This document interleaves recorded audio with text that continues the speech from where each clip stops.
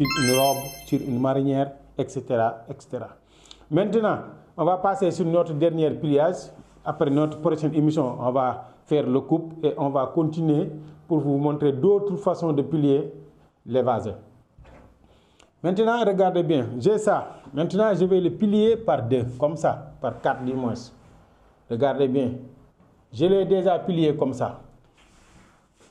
Vous avez bien regardé. Donc, je vais calculer la longueur du volant que je veux avoir.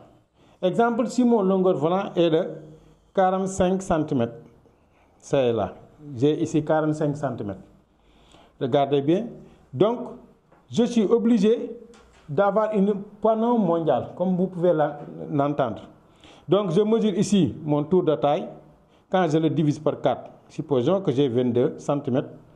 Ici, je descends sur la moitié qui est de 12. C'est de 24, la moitié c'est 12. Et je vais avoir une forme comme ça. Vous avez bien regardé. Ici, c'est 24 cm. C'est là. 24, la moitié. Je mesure ici la moitié qui est de 12. Donc, après, ce que j'ai ici, c'est 45 cm. Je viens là, je mesure 45 cm.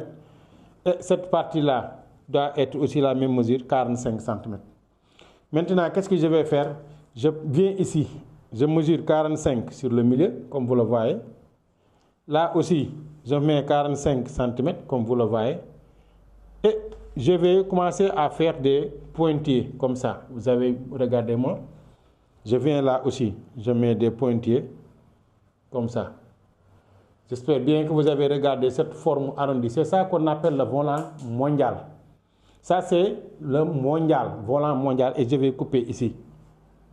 Il y en a d'autres techniques. Si c'est le devant doit être plus court, le derrière plus large, continuez à nous suivre et je vais vous montrer comment couper un volant si le devanture est plus court et que la derrière est plus long.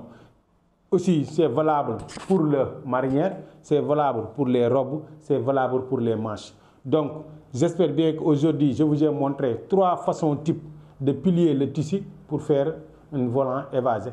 Donc, on a fait une volant moyenne, on a fait une petite volant, on a fait un volant mondial. Et il y en a d'autres façons, continuez à suivre.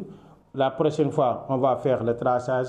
Et puis, il y a les coutures qui vont suivre. Donc, ici, on est sur la phase des traçages de tableaux, des traçages sur le tissu. Mais continuez à suivre, à partager nos vidéos, à regarder nos œuvres sur YouTube. Et un jour, vous allez commencer à regarder les coutures qu'on va vous présenter.